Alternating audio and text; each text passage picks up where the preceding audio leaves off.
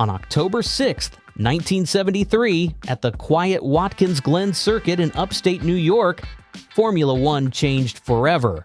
What should have been a milestone weekend, the penultimate race of the season, and Jackie Stewart's farewell, turned into tragedy. His teammate and closest friend, Francois Cevert, was killed during qualifying in a crash that exposed fatal flaws in track safety. Cevert wasn't just a rising star. He was the future of French motorsport, poised to carry the torch Stewart was about to set down. His death sent shockwaves through the paddock and beyond. It wasn't just the loss of a brilliant driver, it was the moment the sport was forced to confront its own recklessness. October 6th didn't just mark the end of a life, it sparked a revolution that reshaped Formula One from the ground up. It was the penultimate race of the season, and anticipation was high. The legendary Jackie Stewart was standing on the threshold of his third world title. Just one more point, and it was his. A swan song moment for a driver who had already announced he would retire at the end of the season. Yet, oddly enough, that weekend wasn't about Stewart. It was about the man standing beside him in the Tyrrell garage. A quiet storm, the future of French motorsport, and Stewart's closest friend in the paddock, Francois Cevert. His presence wasn't loud, but it was magnetic. Cevert carried a kind of effortless elegance that made people stop and watch. He didn't just drive the car, he danced with it. There was an artistry in the way he moved through the corners, a kind of precision that felt more like poetry than physics. Photographers loved him for his looks, but engineers loved him for his feedback. He could read a car like a composer reads a score. And to Stewart, that made him invaluable, not just as a teammate, but as the one who would carry the torch. Behind closed doors, there were already quiet conversations at Tyrrell. Sponsorship strategies, chassis updates, team leadership, all with Francois at the center. Everyone knew Stewart's exit wasn't a question of if, but when. And when it came, Cevert would be the driver around whom the next chapter would be built. France, a nation starving for its first Formula One champion, had placed its hopes squarely on his shoulders. And he wasn't crumbling under the weight. In fact, he seemed to grow taller. He walked through the paddock at Watkins Glen with the relaxed focus of a man not chasing destiny, but stepping into it. There were handshakes, hugs, last-minute meetings. But Severt's eyes were always fixed on one thing: the circuit. The track was his sanctuary, and that Saturday morning, he looked ready to write history. To understand the impact of that day, the lens needs to zoom out a little, back to when Stewart first met Cevert in Formula 2. It wasn't love at first sight, not in the romantic sense, but in the way an artist sees potential in a blank canvas. Stewart once said, "This boy is someone to watch," and that line didn't just alter Severt's path. It defined it. Before long, the duo became inseparable, not just on the track, but in life. Stewart was the teacher, Cevert the hungry student, absorbing everything from racecraft to race mentality. It wasn't the usual mentor-mentee relationship, it was something deeper. A brotherhood forged not just in speed and telemetry, but in laughter, late-night conversations, and shared meals. They lived together. They trained together. Cevert wasn't just Stewart's teammate, he was family. Their connection grew stronger with each race. Weekend, not just because of shared data, but shared dreams. Cevert soaked up knowledge like a sponge, studying Stewart's every move, from breaking points to post-race debriefs. He wasn't just trying to be faster, he was trying to be better. And Stewart, in turn, found himself invested in more than just a teammate's progress. He saw in Cevert not just talent, but legacy. Away from the circuits, their bond only deepened. They played music together, debated philosophy over long dinners, and joked like brothers who'd grown up in the same household. Stewart's wife, Helen, often said Cevert was like having a second son around. Curious, charming, and always asking questions. Every spare hour was spent building the future, lap by lap, lesson by lesson, and Cevert never took it for granted. He once admitted in an interview that before Stewart's guidance, he drove on instinct alone, fearless but erratic. "I was fast, yes," he'd say with a half smile, "but also foolish." Stewart brought order to that chaos. Under his mentorship, Sievert's wild energy transformed into something formidable. He became a thinking driver, one who could strategize mid-corner and adapt mid-race. It was a relationship built on trust, but also on time, the kind of time few teammates ever share in a sport driven by competition. That's what made it different. That's what made it matter. In 1970, the opportunity finally arrived.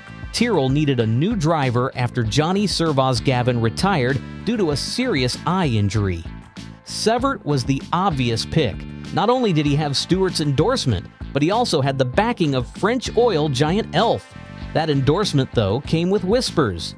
Elf's golden boy. Just a pretty face. He was young, photogenic, charming, almost too perfect. But Sievert didn't care. He had Stewart's trust, and that was all that mattered. Stewart took him under his wing and shaped him. Sievert himself once admitted, "I was a mad driver. I was not thinking enough to what I was doing. Jackie did all my education." The paddock wasn't exactly welcoming at first. Some veterans looked at him with quiet skepticism, convinced he was just another well-connected rookie passing through. He had the look of a movie star and the confidence to match, and in a world where toughness often came wrapped in grease and gravel, Francois stood out like polished chrome. But that wasn't a weakness. It was a mask for his relentless work ethic. Behind the camera flashes and the charming interviews, he was a student of the sport. He'd stay late after practice sessions, poring over telemetry with engineers, asking questions most rookies didn't even know to ask. He wasn't trying to be Stewart's copy. He was trying to be worthy of standing beside him. That distinction mattered. Still, mistakes came early. There were spins, overambitious overtakes, and learning moments that played out under the spotlight. But he never backed down. Each failure became fuel. And slowly, those same people who whispered Elf's poster boy began nodding with approval as they watched him mature race after race. The chemistry between Sievert and Stewart began to change the team dynamics. It wasn't just a mentor teaching a pupil anymore. It was a duo building momentum. Francois brought a fresh, aggressive edge. Jackie brought wisdom and clarity. Together, they became the perfect balance of youth and experience. The other teams started noticing. Not just Sievert's speed, but his poise. The way he handled pressure. The way he carried himself in the garage with mechanics, with press. Like someone born for this world, but who still respected the grind it took to stay in it. Over the next 3 years, Sievert evolved. His speed became more refined. His control, clinical. His instincts, sharper. By 1973, the scoreboard spoke for itself. 6 podium finishes, a string of remarkable performances, and a seat at the front of the future. Stewart was retiring. Sievert was next in line. And France, a country so passionate about motorsport yet never home to a Formula One world champion, was watching. Every race weekend felt like a quiet audition, not just for Tyrrell's leadership, but for the dreams of a nation. France had celebrated great talents in motorsport before, but never a Formula One world champion. Sievert was more than a driver to them. He was a symbol of what was possible. His name was beginning to echo far beyond the pit lanes. French newspapers featured him on front pages, calling him l'héritier, the heir. He had the skill to deliver results and the charisma to carry a sport on his back. And while he never craved the spotlight, he didn't shy away from it either. It was as if he understood that greatness comes with gravity. Inside the Tyrrell garage, the atmosphere began to shift. Engineers looked to him for feedback first. Sponsors mentioned him by name. Young fans began showing up with his posters, not Stewart's. Slowly but surely, the team dynamic was evolving, and Francois was stepping into the light not as a supporting act, but as the headliner. And yet, he remained grounded. He still walked the paddock with the same easy smile, still joked with the mechanics, still sought Stewart's advice at the end of long test sessions. There was no ego war, just quiet ambition wrapped in humility. That rare mix made him respected not just within the team, but across the entire paddock. By mid-1973, some insiders believed he was already driving better than Stewart. He was braver in corners, more aggressive in overtakes, more willing to push the edge. but he never said it out loud. That wasn't his style. He knew who helped build him, and he honored it with loyalty, not arrogance.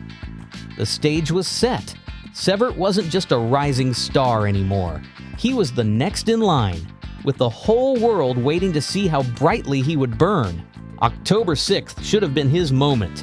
That morning, Seibert was buzzing with energy. He turned to his mechanic before heading out and said, "Today is my day." The signs were uncanny. It was October 6th. He was in car number 6. The chassis was 006, the engine number 66. Some would call it coincidence, others might call it fate. Whatever it was, Seibert wasn't just driving that day, he was flying. In the fast S-curves, where most drivers opted for stability in 4th gear, Seibert dropped to 3rd. That meant more revs, more acceleration, more risk, and more speed. Every second mattered. Every corner was a chance to shave off a fraction. That was the mindset. That was the mission. Even from the pit wall, it was obvious. Something was different about him that day. His lines were sharper, his throttle control cleaner, and every lap came back a little quicker than the last. There was no overdriving, no panic in his style, just an eerie kind of calm precision. The car looked like an extension of him, not a machine he was controlling, but one he was flowing through. Spectators in the stands noticed it too. There was an audible reaction each time the blue Tyrrell screamed through the S's, engine howling with that extra bite Seibert had unlocked by holding 3rd gear. He was attacking the circuit like he knew it couldn't bite back. Only Watkins Glen had teeth. In the garage, even Stewart was watching with quiet pride. He had seen Seibert fast before, but never like this. Never so composed, so hungry, and so completely in tune with both the car and the moment. There was no doubt in anyone's mind this was his track now. Before his final run, Seibert pulled back into the pits. Mechanics leaned in, made a few small adjustments, wiped the visor, gave him the all clear. Then he glanced up. Eyes sharp, smile subtle. He gave a nod, a gesture so simple but so heavy with meaning. This wasn't just another qualifying lap, it was the moment he'd been waiting for his entire career. Engines roared all around as other drivers prepared for their laps.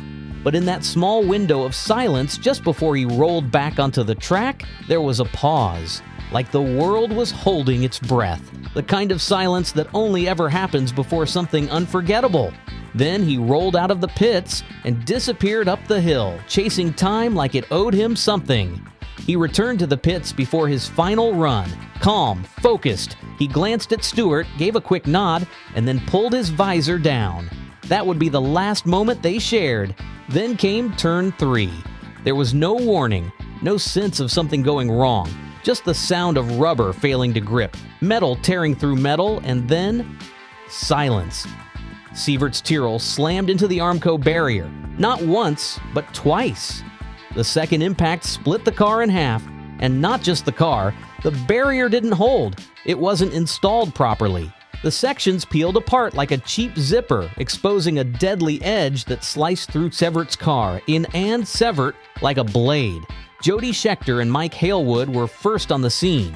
Moments later, Stewart arrived, but he was stopped. They couldn't let him see what remained. What he would later describe was simple and soul-crushing. It was a terrible, terrible show. I've never seen the like. The sound was horrifying, a twisted metallic scream that echoed across the valley and silenced the paddock in an instant. Spectators froze, eyes locked on the smoke rising at the exit of the S's. Marshals sprinted toward the wreck, radios crackling with urgency and confusion. From a distance, the damage looked unreal, too violent, too final. It didn't resemble a car anymore. It looked like debris scattered by an explosion. As Scheckter and Halewood reached the wreckage, the silence was replaced by something worse, a sudden, sickening understanding of what they were looking at. The cockpit was destroyed. There was no protection left. The Armco had done exactly the opposite of what it was designed for. It hadn't absorbed the impact. It had amplified it. Track officials arrived within seconds, but there was little they could do.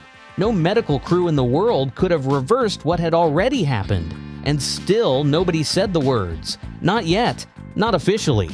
Because to speak them would make them real. Then Stewart appeared, and not running, just walking briskly, like part of him already knew. Someone stepped in front of him, arms outstretched, voice low and firm. "You can't go." He didn't fight it. He didn't scream. But something in him went still, like the engine of his life had suddenly shut off. He didn't need to see. He already understood. Around the circuit, the air changed. Teams packed up quietly. Conversations slowed to whispers. Drivers removed their helmets not out of routine, but out of respect. The qualifying session was suspended, but no one looked at the clock.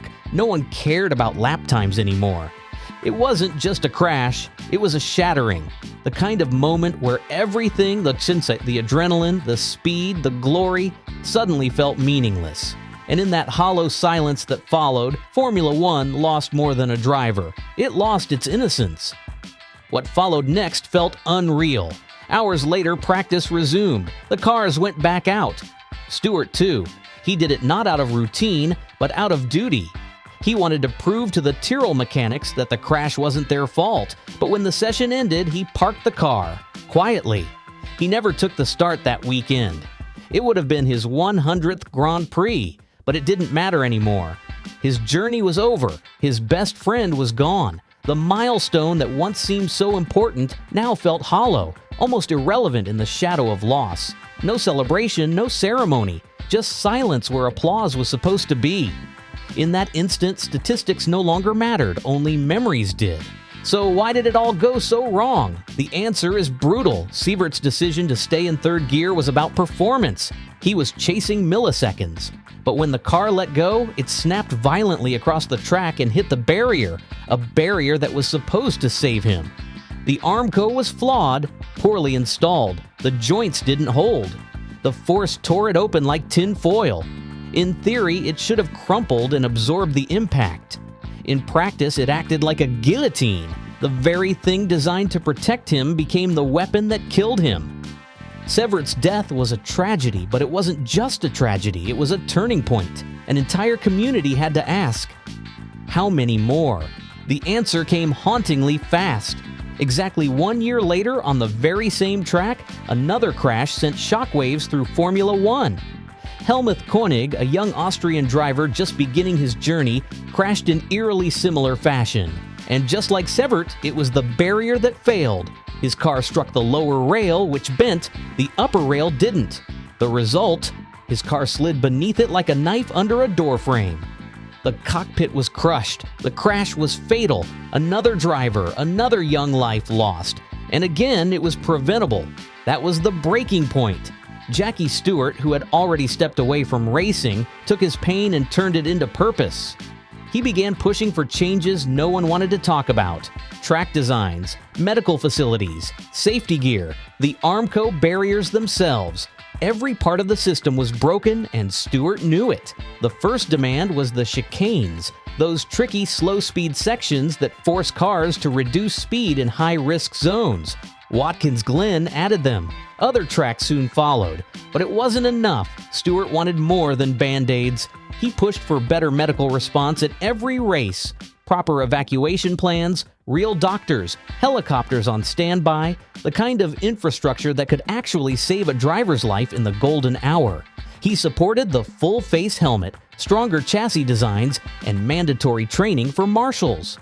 Slowly, a new Formula One began to take shape. One of the most important shifts came when Professor Sid Watkins, a brilliant neurosurgeon, was brought in by the FIA to oversee trackside medical operations. Watkins revolutionized emergency care in F1. There would now be trained doctors at every circuit, proper triage protocols, and a focus on immediate intervention. The age of guesswork was over. Lives started getting saved. But there was still resistance. Some drivers thought Stewart was too cautious, that he was softening the sport, that danger was part of the game. But Stewart had seen too much, too many funerals, too many body bags.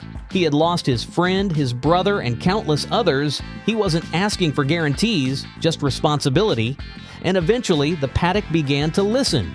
Sievert's death had sparked a fire. Not one that burned brightly and vanished, but one that simmered, slowly reshaping the sport.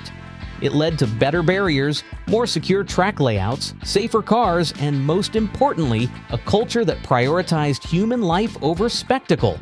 And yet, for all the structural reforms, there was another layer to this story, one that played out far away from the garages and media rooms. After Sievert's death, his girlfriend, Vanina, revealed a chilling secret. Years before they ever met, she had visited a psychic. The woman said, "Your marriage won't last. You'll meet a young man who will leave a deep mark on your life. You'll be very happy. I can see his blue eyes. I can see the sea." At the time, it meant nothing, just odd words from an old woman. But years later, on a beach in the south of France, she met Francois, a man with piercing blue eyes standing by the sea. She went back to the same psychic. The woman said, "You found him. But something's wrong. I see a broken machine with wheels. A race car. He wants to be a driver. You'll be happy, but you won't be able to hold on to him. He won't see his 30th birthday." Francois laughed it off when he heard the story, but something lingered. He too went to a psychic, and the prediction was eerily similar. A brilliant career, great fame, but no future beyond 30. He joked about it with friends, saying, "No problem, I'll be world champion before I'm 30. When he died, he was just 5 months away from his 30th birthday. It's easy to dismiss stories like that. They don't belong in data sheets or engineering manuals. But for those who knew Francois, they added to the myth, the poetry of his life. He was more than just a driver. He was a pianist, a charmer, a romantic. A symbol of France's future and Jackie Stewart's heart. And that's what makes October 6th so painful. It wasn't just the loss of a talent, it was the loss of a light. But from that darkness came change, real change. Today's drivers race with halo devices protecting their heads. They wear fireproof suits and crash-tested helmets. They race on tracks designed with escape routes, foam barriers, and gravel traps. And they do so because of what happened that day in 1973. The sport will never be safe, but it will never again be careless. Sievert's death wasn't in vain, nor was Koenig's, or Peter Revson's, who had died just months earlier due to another barrier failure in South Africa. Each one was a page in a brutal chapter, but one that forced Formula One to finally read the fine print of its own soul. Stewart once said, "I think I'd like Francois to be remembered as the glamorous character he was, the womanizer that he was, the pianist, the racing driver, the flavor of life he enjoyed. He was an awfully happy man all the way along." And maybe that's the best way to honor him, not as a cautionary tale, but as a beacon, a reminder of what was lost and what was saved because of it. Because on October 6, 1973, Formula One didn't just lose a rising star. It found its conscience. If this story moved you, or if you care about the evolution of motorsport, share it with someone who loves racing. Subscribe for more untold stories from the world of Formula One, the legends, the heartbreaks, and the victories that shaped history.